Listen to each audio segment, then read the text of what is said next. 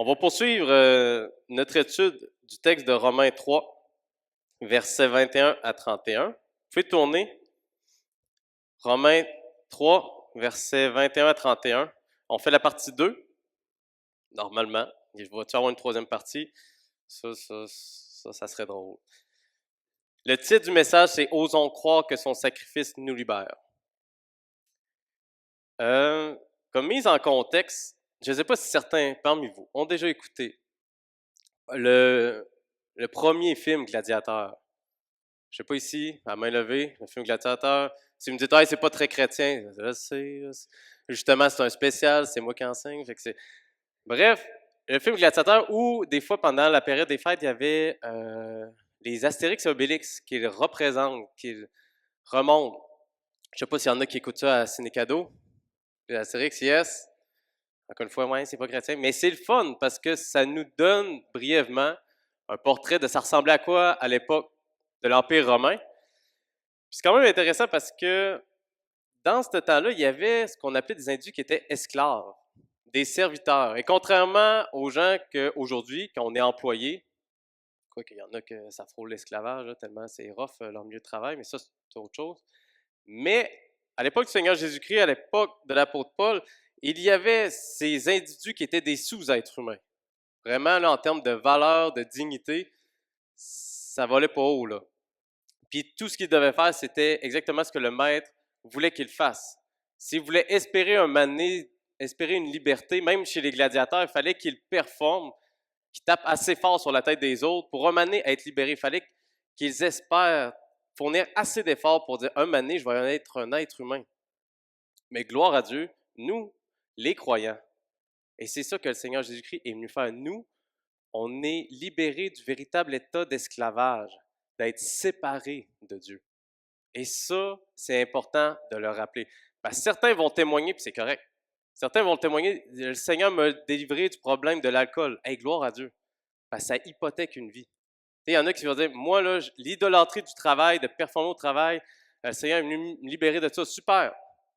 Mais rappelez-vous le problème dans le jardin de l'homme, son esclavage. Vous allez être comme des dieux. Et ça, ce problème-là, il faut continuer à le dénoncer parce que c'est ça le problème à l'origine. On a perdu notre communion avec notre source d'adoration véritable. Dieu, lui, il est le Créateur, pas nous. Nous, on est la créature, appelée à adorer le Créateur.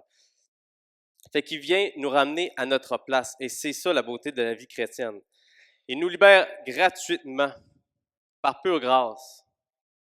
Et c'est ce qu'on a exploré, finalement, il y a quelques semaines, dans Romains 3, 21 à 31, la première partie. Et c'est ce que la mentalité que Paul développe quand on lit justement dans le verset 24, quand il parle de la délivrance que Christ apporte, c'est justement les mêmes termes qui sont utilisés pour parler comment est-ce que les Hébreux ont été libérés du Pharaon. Eux, c'était un véritable idole. C'était un dieu d'une manière évidente, un faux dieu d'une manière évidente, le Pharaon en Égypte. Puis leur situation d'esclavage était très claire. Mais c'est pour illustrer que maintenant, nous, ce qu'on enseigne comme bonne nouvelle, comme évangile, arrête de te faire à croire que tu es le centre de l'univers. Arrête de croire que tu es le maître de ta vie. Non. Il y en a qui viennent à l'église en disant, tu me parles d'être libéré, parfait, je vais être libéré pour faire ce que je veux. C'est pas ce que la Bible enseigne. Maintenant, on est libéré pour le servir. Lui, véritablement, le vrai maître. Oh, non, non, je ne veux pas de maître dans ma vie. Ben, quel Jésus-Christ vous avez rencontré? Parce qu'il n'y a pas de meilleur maître que ça. Et vous adorez toujours un maître. Toujours. La société nous dit, sois ton propre maître. Il n'y a pas pire maître que ça. Bien, sûrement. Mais tu sais, quand tu y penses en disant, moi, vraiment, là, je sais vraiment ce qui est bon pour moi, il mieux faire confiance au Seigneur. Et bref, sinon, c'est de... Puis ça, c'est quand même un exemple pas chic, mais c'est ça pareil. Dans 2 Pierre 2, je ne te l'avais pas mis, Francesca, pas besoin de l'illustrer, mais Pierre nous dit justement que le chrétien qui retourne à son vomi, pourquoi tu fais ça? Pourquoi tu retournes à ta vie d'avant? Profite d'être un déclaré juste, profite d'être enfant de Dieu, plutôt que de vivre comme si tu étais encore orphelin, sans un père spirituel.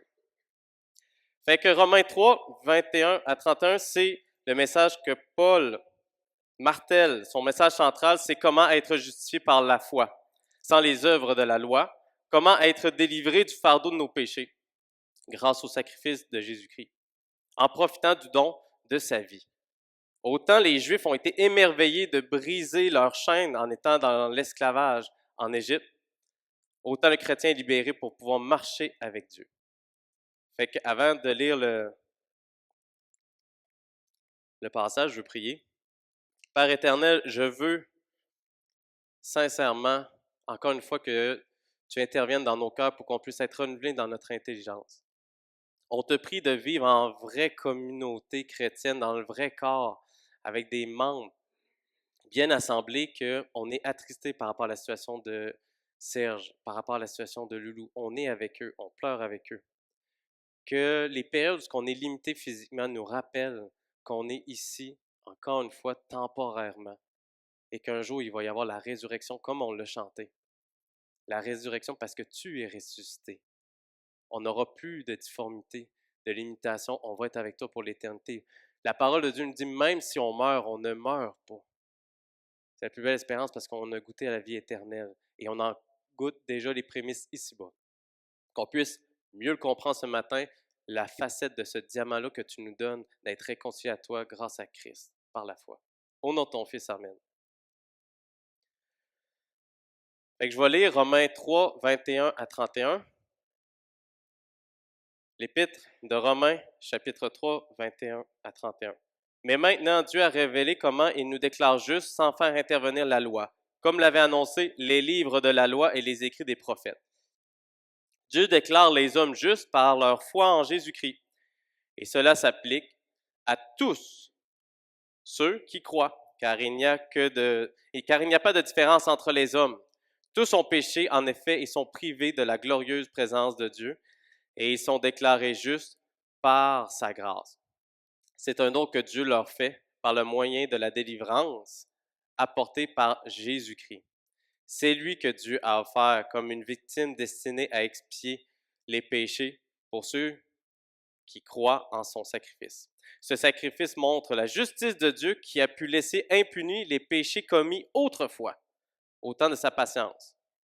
Ce sacrifice montre aussi la justice de Dieu dans le temps présent, car il lui permet d'être juste tout en déclarant juste celui qui croit en Jésus. Reste-t-il encore une raison de se vanter? Non, cela est exclu. Pourquoi? Parce qu'il compte, ce n'est plus le principe du mérite, mais celui de la foi. Voici donc ce que nous affirmons. L'homme est déclaré juste par la foi sans qu'il ait à accomplir les œuvres qu'exige la loi. Ou alors, Dieu serait-il seulement le Dieu des Juifs? N'est-il pas aussi le Dieu des non-Juifs? Bien sûr, il est aussi le Dieu des non-Juifs, car il n'y a qu'un seul Dieu qui justifie les Juifs en raison de leur foi et qui justifie aussi les non-Juifs au moyen de leur foi. Mais alors, est-ce que nous annulons la loi au moyen de la foi? Loin de là, nous confirmons la loi. Ce qu'on avait vu sommairement, puis je vais le lire tranquillement, c'est qu'on peut subdiviser le texte pour faciliter le fait qu'on se l'approprie. Le texte peut être subdivisé en pas en deux, mais en 3 points principaux. Des versets 21 à 23, ce qu'on peut voir, ce qu'on peut y lire, c'est que tous coupables, mais nous qui croyons, nous sommes justifiés. Je répète, tous coupables, mais nous qui croyons, nous sommes tous justifiés. Versets 21, 31 à 31. Ensuite, des versets 24 à 27, de tout âge, nous sommes justifiés grâce au sacrifice de Jésus. Versets 24 à 27, de tout âge, nous sommes justifiés grâce au sacrifice de Jésus. Et troisième section, troisième partie, troisième point principal, le Dieu de tous nous déclare juste uniquement sur la base de notre foi. Ici, on peut voir ça des versets 28 jusqu'au reste de la partie qu'on a lue, 28 à 31. Donc, si on fait rapidement, ça c'est le défi, parce que je pourrais faire juste une prédication en essayant de résumer ce qu'on a dit l'autre fois, mais ça, c'est mon problème. Rapidement, ce qu'on a vu, quand justement le texte nous parle que la loi et les prophètes avaient annoncé, avaient affirmé l'espérance à venir. À quoi Paul fait référence? Est-ce que vous avez des idées de réponse? On a vu ça très sommairement, mais avez-vous d'autres idées de réponse, d'autres choses que Dieu vous aurait apportées?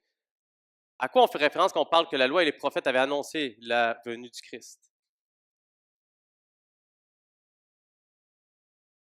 OK, c'est bon. Non, c'est bon. Bon matin, c'est parfait. Je vous donne un exemple. Quand on parle à Noël que le prophète Ésaïe a parlé dans Ésaïe 53 du fameux serviteur souffrant, c'est finalement comment est-ce qu'il a subi une souffrance atroce pour le salut de plusieurs. Quand on lit Ésaïe 53, on se dit, voyons, ça a été des centaines d'années avant la venue du Seigneur Jésus-Christ. Et ça en est déstabilisant, comment tu dis, mais il me semble que c'est évident. Pour nous, c'est évident, parce qu'on a comme la fin de l'histoire. Mais quand ça devait être arrivé, puis quand il y en a des gens à l'Église primitive, la première période, finalement, après la résurrection de Christ, les premiers chrétiens qui relisent Ésaïe 53 devaient se dire, oh boy, c'est vrai, c'est particulier. C'était vraiment notre sauveur qui est mort sur la croix. Nous, on pensait que ça dérapait son histoire avec les Romains qui avaient gagné, puis le Sanhédrin, les chefs religieux, qui étaient en train d'être victorieux au nom de leur religion. Et là, finalement, tout a été orchestré et annoncé longtemps en avance. Serviteur souffrant. Autre chose en termes de la loi. La loi n'est pas un programme pour se vanter d'être meilleur qu'un autre. La loi, entre autres, nous parlait comment Jésus-Christ a vécu. Puis en plus, il y a des drôles de lois. On jase, on est en famille. Là. Je ne dis pas que Dieu je ne remets pas en question les lois de Dieu, pas du tout. Au contraire, c'est juste pour vous montrer. Il y a même des lois un peu particulières, mystérieuses, qu'on se dit, comment ça il y avait ces lois-là? Exemple, la loi qui dit « Maudit est quiconque est pendu au bois ». Puis dans l'Ancien Testament, tu vois qu'un mané, David voit son fils, Absalom, décédé finalement en étant accroché sur une branche d'arbre, puis il pleure amèrement. Là, tu dis, pourquoi il fallait que tu ajoutes cette couche-là avec une loi qui dit « Maudit est quiconque est pendu au bois ». Ça donne vraiment un sens particulier à Christ pendu au bois, qui est maudit de Dieu à notre place. Fait que même ça, tu dis, OK, fait que c'était même pour pointer vers Jésus-Christ. Les fameuses drôles de lois sur la purification des gens qui allaient rendre un office dans le temple, puis que s'ils rencontrent une femme dans ses règles, on s'entend, là, c'est un peu normal, c'est l'aspect biologique de la chose. Là, tu dis, comment ça, là, il devient plus peu, il faut qu'il se lave, il faut qu'il fasse des pratiques. Elle est un peu particulière, cette loi-là. Et le Seigneur Jésus-Christ rencontre une femme. Je ne sais pas si vous vous en rappelez, dans les évangiles, la foule se bousculait autour du Seigneur. Là, il dit, oh, il y a quelqu'un qui m'a touché. Les apôtres ont dit, mais écoute, à la quantité de monde qu'il y a là, il était temps que tu catches. Là. Oui, tu étais pas mal compressé, il y a une couple de personnes qui te touchent. Non, non, non, c'est pas pareil. Il y a quelqu'un. Et la femme qui était en perte de sang de manière particulière, elle a trouvé sa délivrance. Comment est-ce qu'elle était... Hey, cette femme-là, là, ça devait être une souffrance. Elle était rejetée. Elle était vraiment négligée par les autres personnes qui disaient, hey, toi, tu vas nous rendre un peu. Va-t'en à part de la ville. Et cette femme-là trouve sa délivrance en Jésus-Christ. Fait que tout ça, tous ces éléments-là montrent comment est-ce que le Yahvé Elohim, le Je suis, lui, il s'est manifesté en Jésus-Christ pour nous libérer. Fait que comme le Seigneur Jésus-Christ disait, si vous avez fait confiance à Moïse et à ses lois, vous auriez dû comprendre qui j'étais. Fait que le Seigneur Jésus-Christ dit qu'il n'est, puis on va y revenir justement dans la dernière section, je ne suis pas venu abolir la loi, je suis venu l'accomplir. Parce qu'il n'y a personne qui passe le test. Fait que c'était entre autres ça que l'on voyait. Ensuite de ça, j'en lis rapidement mes notes. Aucune œuvre ne nous sauve. Très important. Parce qu'on a vu aussi le tous, juste avant, excusez-moi, le tous fait référence à toutes les nations sont invitées à être sauvées en Jésus-Christ, pas juste chez les Juifs. Et ça, on va y revenir un peu plus loin parce que Paul va le développer dans une autre section. Et ensuite de ça, on se rappelle qu'on est sauvé par la foi. Paul met l'emphase là-dessus. L'objet de votre foi, c'est ce qui va vous sauver. Et je le rappelle, c'est un principe que Pasteur Luc, j'ouvre une brève parenthèse, Pasteur Luc l'avait rappelé dans un de ses cours sur la confession de foi 1689. Le fait de croire ne sauve pas. Puis là, vous me dites, voyons, on le dit tout le temps, on est sauvé par la foi. Tu me niaises-tu? Je ne niaise pas. Mais le fait de croire ne sauve pas un être humain pécheur. Tu sais, c'est pas comme si l'œuvre de croire, Dieu est en train de regarder ça en disant, wow, ça m'impressionne tellement, tu compenses le reste de tes fautes dans ta vie. La foi ne sauve aucun être humain. C'est le sacrifice de Jésus-Christ. C'est sa vie parfaite qui nous sauve.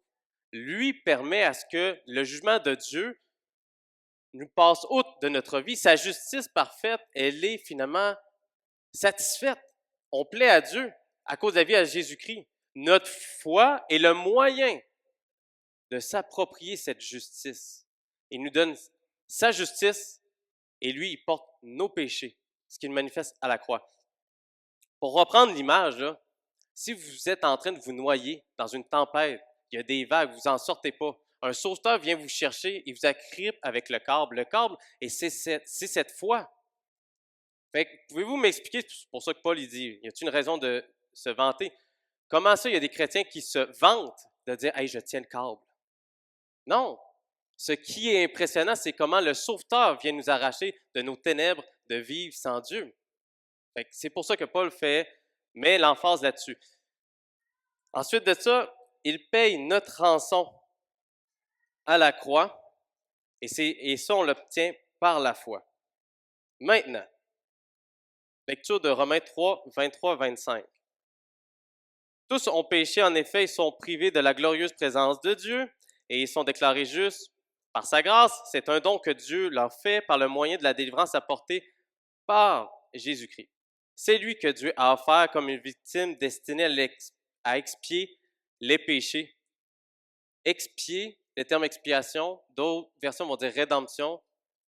C'est un principe de dire que quand tu as une dette, une faute, comment on l'explie, c'est comment est-ce que tu vas pourvoir à une rançon de même nature pour être pardonné de ton négatif. Si vous aimez mieux l'image mathématique, comment est-ce que ton compte dans le négatif n'est plus dans le négatif? Comment il est compensé?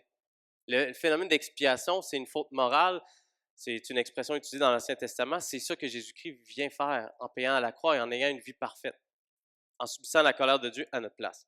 Et ça, c'est le moyen d'être justifié, pas juste pour, quand Paul écrit aux Romains, pas juste pour les croyants de la Nouvelle Alliance, mais aussi les croyants de l'Ancienne Alliance. On parle finalement de Noé, on parle d'Abel. C'est des gens-là qui, à cause de la chute dans le jardin, eux autres aussi, comme vous et moi, ils ont eu des petits écarts de conduite qui montraient que le péché leur a été imputé. Mais eux aussi, c'est juste que la particularité, c'était pour une espérance à venir, l'offre du sacrifice à venir. Donc, je fais exprès. Est-ce que Noé, c'était parce que c'était une bonne personne qui a été déclaré un héros de la foi? Non. Il a échappé en plus un peu avec, il a abusé du vin, là, le raisin fermenté. Là, c'est comme si le Seigneur fait exprès de montrer authentiquement qui ils étaient pour dire, ils vont l'échapper quelquefois, comme vous puis moi. Parfait, c'est pas du meilleur monde. C'est du monde qui ont espéré en Dieu. Ils le manifestent par des actions de reconnaissance. Ils vont bâtir des hôtels pour dire, Dieu, tu vas pourvoir. Je ne peux pas rester et vivre devant toi, parce que tu es un Dieu juste, sans que tu me fasses une faveur. Et c'est vrai de ça. C'est trop bon. Les fameux deux larrons. Pasteur Clément, on en a déjà parlé, puis c'est extrêmement vrai. Il n'y a pas un bon larron. Les deux se moquaient de lui. Les deux le niaisaient en disant, ben oui, toi le clown, tu penses être fils de Dieu. Et t'es accroché sur du bois comme nous autres, tu fais dur. Et il y en a un, Dieu il a fait une faveur, il a déchiré le voile de son cœur, l'intervention de l'Esprit Saint s'est faite dans sa vie. Il a dit, attends, faut que tu me sois favorable dans ton royaume. C'est la seule manière de m'en sortir. C'est par la foi. Et Jésus-Christ a dit, ben, aujourd'hui même, tu vas être avec moi au paradis. Puis le gars, on dit, ah, mais OK, c'est parce qu'il a fait plein de diplômes, d'études, il est devenu vraiment plus intelligent. Non. Quelques secondes, quelques minutes avant, il l'insultait. Fait que Dieu nous invite à tous à dire, si tu vois que je suis ta seule espérance, crie-moi à l'aide.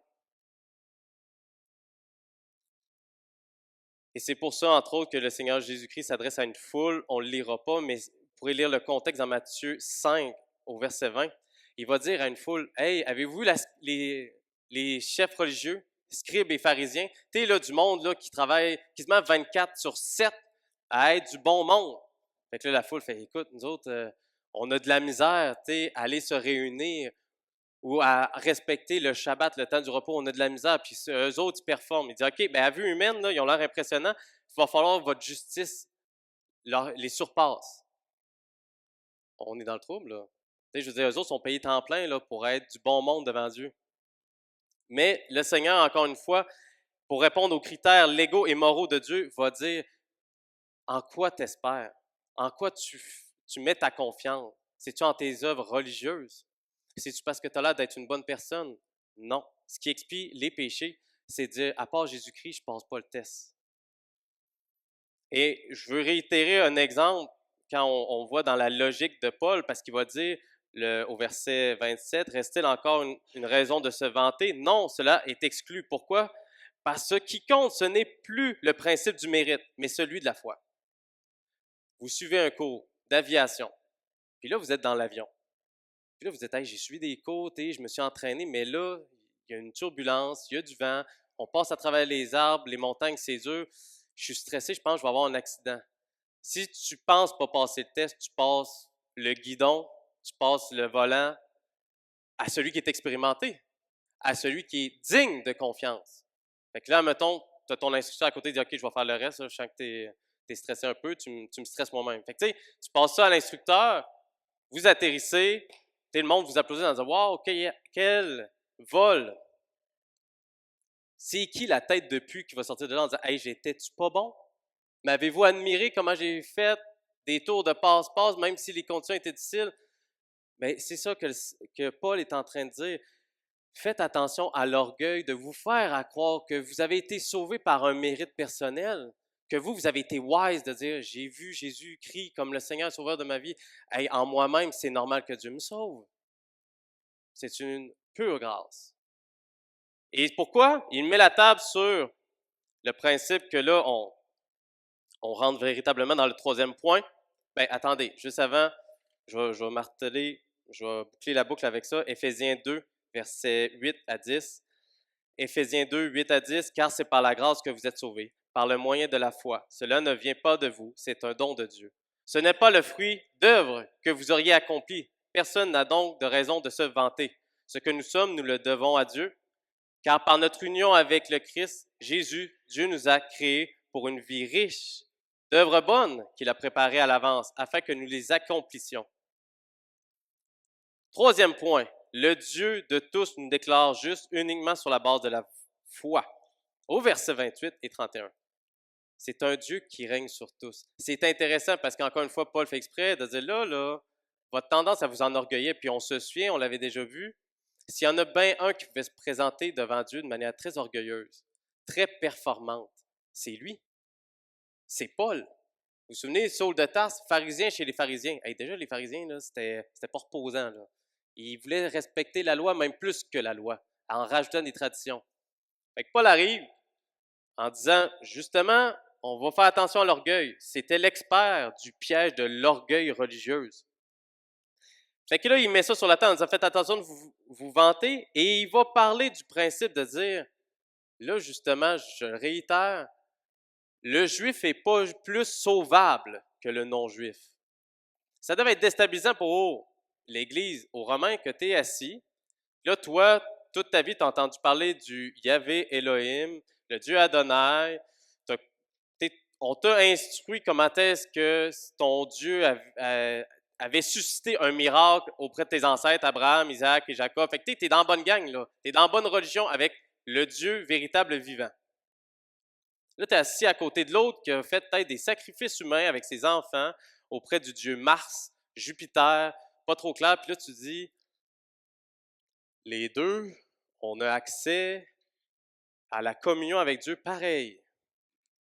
Humainement, on le dit en nous autres, on dit ah oui, ah, amen, parce qu'on n'est pas dans le même contexte, mais ça ne devait pas être évident. La nationalité d'être d'Israël ne sauvait pas plus. Et ça devait être très exigeant pour eux autres en disant ouais, mais toute ma vie, je me suis privé de manger du cochon. Vous vous souvenez, les règles alimentaires, tu ne mangeras pas ce que le sabot fendu. Les autres, là, ils devaient être scrupuleux. Là, y a-tu le sabot fendu, pas fendu? Ouais, mais je pense qu'il n'est pas fendu, mais là, c'est un accident. Ah, mais là, il n'est pas parfait comme un. Et ça devait spinner dans leur tête. Puis ils disent, le gars, lui, qui a peut-être échappé avec l'alcool, il a une sexualité débradée. Lui aussi. Ça devait être extrêmement irritant et fâchant. Mais Paul, il réitère ça en disant, je suis désolé, mais c'est la seule avenue d'être sauvé par la foi. C'est le seul moyen. Pourquoi? Est-ce que vous vous en rappelez pourquoi il peut dire que autant le juif et le non-juif sont sauvés par la foi? Pourquoi? OK, on va le relire. Ou alors, Dieu serait-il seulement le Dieu des Juifs? N'est-il pas aussi le Dieu des non-Juifs? Paul réitère l'argument de plus en disant, c'est parce qu'il est l'auteur, le créateur de tous les peuples, de toutes les ethnies. Fait que c'est lui qui est légitime de dire, c'est quoi le seul moyen d'être sauvé? Ah, mais l'autre, il ne croit pas au Dieu de la Bible. C'est quand même le seul moyen d'être s'en sortir. Il va quand même rendre des comptes au tribunal de Christ, même s'il ne veut pas y croire. Le païen qui ne veut pas recevoir cette grâce-là. Fait que c'est pour justement dire qu'il est en pleine autorité parce qu'il est le Dieu, la divinité qui a créé toute l'humanité parlant différentes langues. S'il n'existe qu'un seul Dieu et qu'il n'y a qu'un seul avenue pour être justifié à ses yeux, il n'y a donc pas d'autre moyen de s'en sortir. C'est très exclusif. Et là, ça veut dire que peu importe ce qui est écrit dans votre passeport, on est tous invités à être sauvés de la même manière. Et je veux qu'on aille plus loin un matin. Si on s'intéresse même à l'épître de Jacques, toute forme de ségrégation, de distinction, m'amenant à dire, moi, je peux avoir un traitement de faveur. Moi, c'est normal que Dieu est venu me chercher. Pas l'autre. L'autre, il fait dur. Cette mentalité-là, elle est à proscrire. Elle est à rejeter de l'Église. Donc, cette mentalité-là, à la mode, de dire, on va faire des églises de vieux, des églises de jeunes, des églises de femmes, des églises d'hommes, des églises pour des gens souffrants, des églises pour des gens en santé. Le problème, c'est qu'ils vont se réunir, puis ça va être quoi leur dénominateur commun? Leur définition, exactement, des fois, ça va être même leur souffrance, ça ne sera plus Christ. Gloire à Dieu qu'on ait une diversité entre nous, une différence entre nous, pour nous rappeler qui est Christ entre nous. Je veux juste qu'on se le rappelle parce que la différence qui me sépare de l'autre peut des fois me donner une fausse raison de croire que c'est logique que Dieu soit venu me chercher, puis ça m'amène à avoir un orgueil, de dire, moi, je mérite un traitement de faveur, c'est normal que je mérite une grâce. On ne mérite pas de grâce. C'est contradictoire, ça. On ne mérite pas de grâce. Puis, toute forme d'orgueil, je vous le dis, est à proscrire. C'est important à se le répéter. Je me souviens, je ne sais pas s'il y en a qui l'ont déjà connu, Dr. Mein Vellman. Mein Vellman, qui a été doyen à la faculté de théologie, il est encore dans le mouvement de la Bible parle, mais là, il a débuté un ministère en Ontario. Quand j'ai entendu parler de lui, un réformé hollandais. Là, Pasteur Jeff m'appelle, il dit « Hey, Étienne, il faut que tu le rencontres. » Non, je te dis, il est trippant comme personne. Un Hollandais, il a un accent particulier. Puis en plus, lui, sa manière d'administrer le baptême, on va le dire de même, là, juste sommairement, sa manière de concevoir le baptême, de l'administrer dans l'Église chrétienne était différente que ce que j'avais compris. Il était différent de moi. Donc, menace. Pas trop sûr. J'ai dit, ah, pasteur, pas trop sûr. Non, puis tu vas voir, sa vision du sabbat est différente, mais je te dis, tu vas aimer parler avec. Fait que là, inévitablement, tu vas rencontrer le gars, puis déjà, tu es en mode, je suis supérieur. Tu sais, je suis désolé, là, mais on ne croit pas pareil, fait que tu n'as pas eu l'intelligence que moi j'ai eue, fait que ça va être une perte de temps, mais on peut jaser. Et le gars, c'est fun, il dit, hey, j'ai su que tu faisais une étude sur le livre de la Genèse. Oui, oui. Hey, sais-tu pas béni le livre de la Genèse parce que dès la Genèse, tu trouves pas ça curieux que Jésus-Christ est venu tel jour de la semaine dans Jérusalem? Puis c'est comme pour montrer que Jésus commençait sa nouvelle création parce que quand tu comptes 5 jours plus tard, Jésus-Christ meurt sur la croix à la journée de la création de l'homme. Fait que tu sais, quand tu dis « Ah, oui, oui », tu sais, pour pas avoir l'air niaiseux. « Oui, oui, mais qu'est-ce que tu veux dire? » Ben, mais justement, Jésus-Christ a montré qu'il est le nouvel Adam.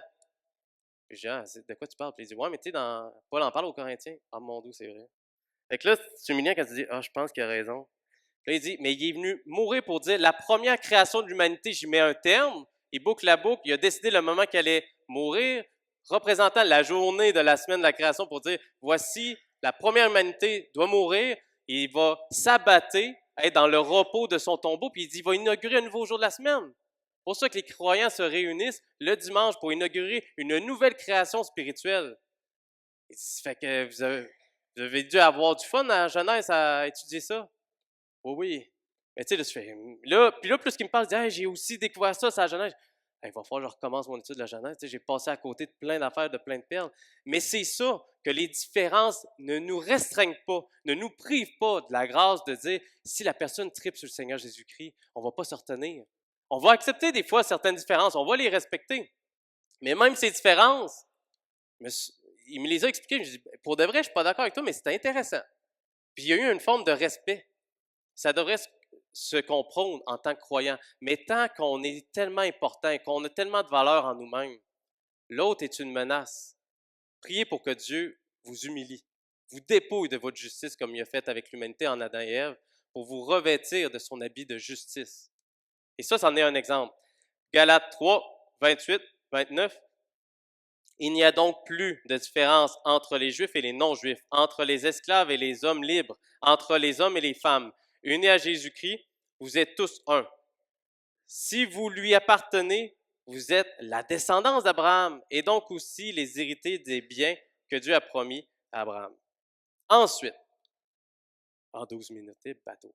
Ensuite, le fameux verset 31. Selon les versions, le verset 31, des fois, c'est le verset 1 du chapitre 4, en disant, mais alors, est-ce que nous annulons la loi au moyen de la foi? Loin de là, nous confirmons la loi. Parce que c'est très facile d'interpréter ce que Paul dit en disant, ah, fait que je suis sauvé par la foi, fait que je peux faire des niaiseries, n'importe quelle connerie, je suis sauvé par la grâce, j'ai plus rien à faire pour être sauvé. En plus, on nous dit ça avec la doctrine de la persévérance des saints. Une fois sauvé, toujours sauvé. M'en faire des niaiseries. Puis, je sais pas s'il y en a qui se rappellent, peut-être les vieux de la vieille, c'est une expression, je veux pas être méchant avec mais moi, je me souviens être petit, avoir entendu Dr. Frottenbaum. Quelqu'un y avait dit ça en disant, bon, ben c'est ça, moi je suis chrétien, puis par la foi, peu importe les niaiseries que je fais, je serai toujours sauvé. Dr. Arnold Frottenbaum disait, ouais. Non, mais attends, là, si je commets l'adultère, si tu as rencontré le Seigneur Jésus-Christ, qui est Seigneur et Sauveur de ta vie, oui. Je tombe dans la drogue, oui. Tu sais, il est comme nommé tout, tu comprends-tu? Rien, rien, rien. Toujours, une fois sauvé, toujours sauvé. Et là, Dr. Frottenbaum a dit, mais en passant, essaye voir. Si tu appartiens à Jésus-Christ, essaye voir. Je fais juste des petites gaffes, des petites erreurs. Puis il me semble, je finis quasiment par être dans les journaux, puis que ça soit mis dans les médias, puis que je me dis, voyons Seigneur, il me semble que les conséquences sont sévères quand j'ai juste une petite écart de conduite. Il me semble que c'est humiliant. Il me semble que je fais juste, même pas le dire, je fais juste y penser, ça me réveille la nuit quand je désobéis à sa loi. Mais c'est ça que le Seigneur nous dit. Qui aime bien châtie bien. Je vous dis, si vous appartenez au Seigneur, il ne vous lâchera pas. Il ne vous laissera pas aller dans votre folie, même si cette folie-là peut aller très loin. Parce qu'on n'est pas sauvé par des œuvres. Mais si vous dérapez en désobéissant à sa loi, je vous dis, ça, c'est une autre chose. Que vous soyez sauvé ou pas sauvé, le péché graphine, le péché hypothèque. Il y a des gens qui ont de la misère à fermer leurs yeux parce qu'ils sont marqués par les images pornographiques qu'ils ont entretenues toute leur vie. Il y a des gens qui sont plus capables de se trouver des jobs parce qu'ils ont une mauvaise réputation. Fait que ça reste vrai. Ah, mais je suis sauvé par la grâce. Moi, je suis sous la grâce, pas la loi.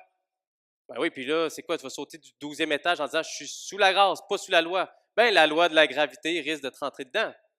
Tu sais, je veux dire, puis c'est pareil au niveau moral. C'est pareil au niveau des relations humaines. Et plus tard, dans le chapitre 4, c'est intéressant, Paul se sert de l'exemple de David et d'Abraham. Écoutez, David, c'est quand même particulier. Il n'est pas sauvé parce qu'il a été une bonne personne. On parle d'un gars qui a commis l'adultère et qui a tué son meilleur officier de meurtre. Mais le gars va le dire au psaume 51, « Je t'aurais offert des holocaustes, des sacrifices, mais ce qui te plaît, ô Dieu, ce sont les cœurs brisés. » Ce gars-là, le Seigneur, il a tellement brisé, il est tellement venu le saisir par sa grâce, qu'à un moment donné, les gens disent, « Regarde, c'est lui qui veut te tuer, c'est un malade. » Je pense qu'on peut même prendre un verset biblique pour se produire ce qu'on va faire. Tue-les, c'est l'Éternel qui leur met entre tes mains. Et là, David fait, « Excusez les gars, je ne toucherai pas à un oint de l'Éternel. » Je vais mettre en parole, je vais aller dans un principe d'obéissance à sa loi, à ses règles. Je crains trop l'Éternel, je ne vais pas régler ça à ma manière. Vous paraissez bien parce que vous vous servez de principe biblique, et je suis désolé. Donc, d'obéir à la loi de Dieu, c'est aussi d'avoir un discernement. Puis, pareil pour Abraham. Abraham, là, il n'a pas été tellement pieux que dit, moi, je suis même prêt à offrir mon fils en sacrifice. Les pasteurs ont quasiment envie de dire au monde, « Hey là, tu ne tuez pas vos enfants. » Là. Non, moi, je mets tellement le Seigneur en priorité. Faites attention. L'auteur aux Hébreux va le dire. Abraham, là, il disait, cet enfant-là, il est de la promesse. Cet enfant-là, humainement, il ne devrait pas exister. C'est un miracle. Mais si c'est l'enfant de la promesse, que de sa descendance, il va y avoir des peuples aussi nombreuses, des individus de sa descendance aussi nombreux que le sable de la mer, que les étoiles dans le ciel. Ben, l'auteur aux Hébreux va dire, c'est bien clair, c'était bien logique. Abraham, dans sa foi, ça l'a amené à l'obéissance par la foi. C'est-à-dire, le Seigneur va le ressusciter. L'Éternel va le ressusciter. Fait que oui, je suis prêt à le donner. Fait qu'Abraham, il n'est pas impressionnant en lui-même. Abraham a vu comment l'Éternel est impressionnant, puis qui est digne de confiance. Ça l'amène à l'obéissance.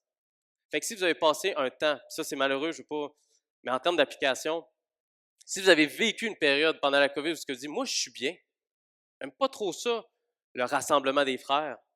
Puis si vous êtes là, moi je ne m'ennuie pas de lire la Bible, je veux dire, j'écoute la radio, je lis des affaires philosophiques, je n'ai pas besoin de la parole. Demandez-vous quel Seigneur vous avez rencontré. Demandez-vous si vous n'êtes pas fait un espèce de Jésus sur mesure. On est très fort là-dessus. Ça s'appelle un idole. Ça s'appelle un veau d'or. On est très bon là-dessus. Non, non, non, non. Priez à Dieu, viens m'éclairer parce qu'honnêtement, s'il n'y a pas de changement dans votre vie, en qui vous avez cru? Et là, j'ai l'air de me contredire, mais c'est parce que moi, je suis un pharisien obsédé de moi-même.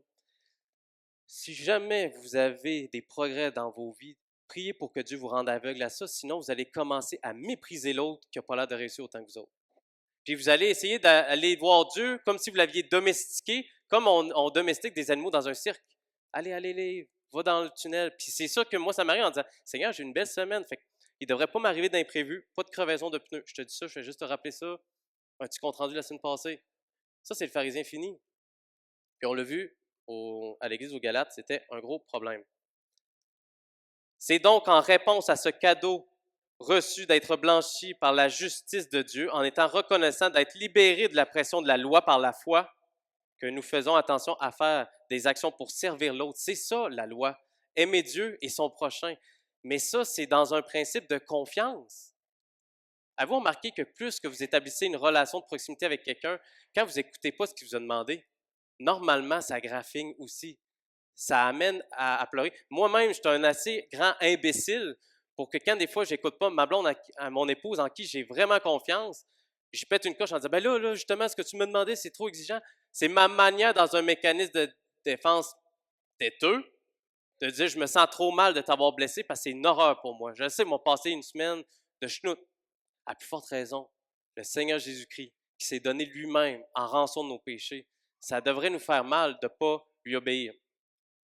Une illustration, on se dit, il y en a qui vont prôner un régime végétarien. On mange juste des légumes, on est anti-viande, anti-protéines, des viandes animaux, c'est pas bon.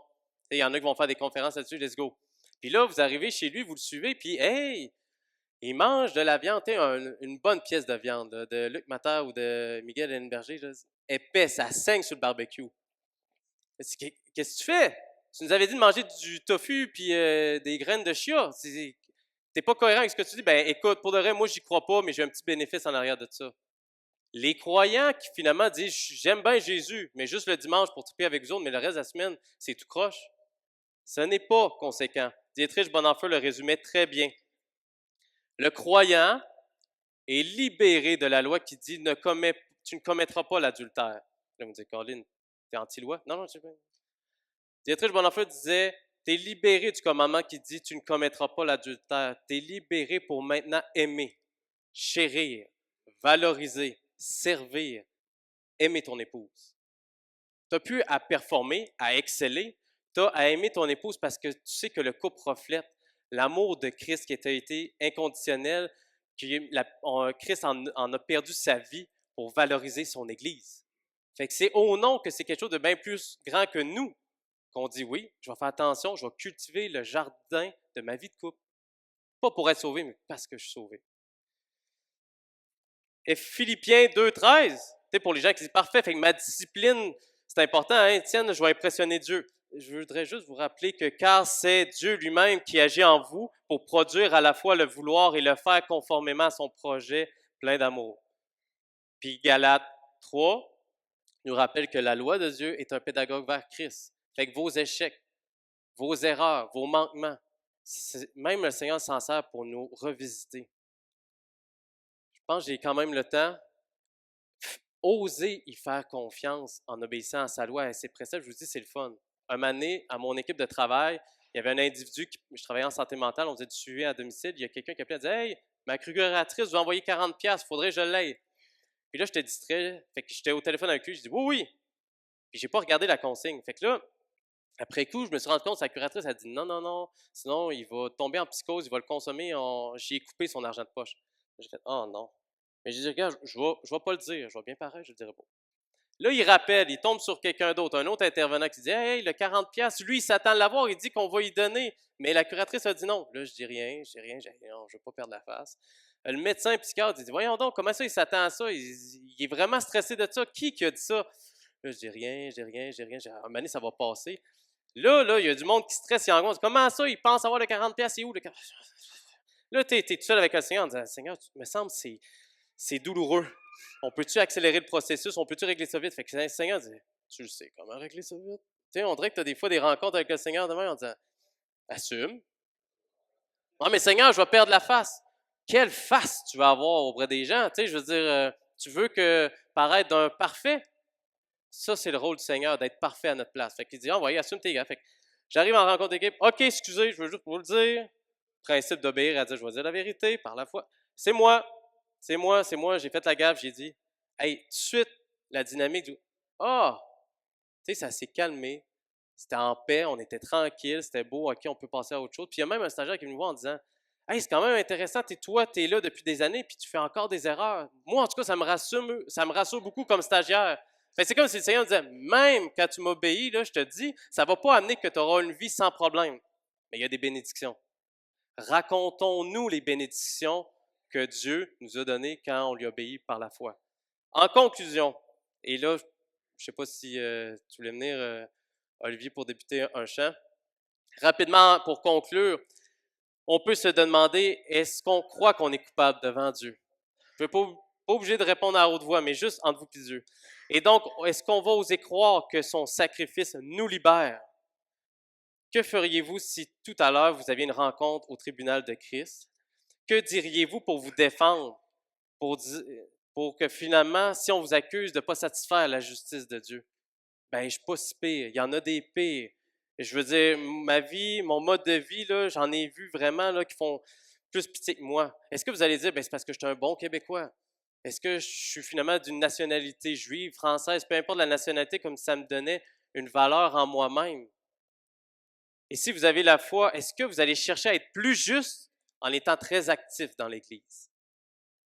Ou de dire, je vais le rembourser un peu dans sa justice en obéissant puis en servant à l'Église. Ou bien vous allez tomber dans un autre extrême, de dire, moi, Dieu maintenant m'a sauvé pour mon épanouissement personnel, pour ma prospérité, ma paresse, faire maintenant ce que je veux dans ma vie.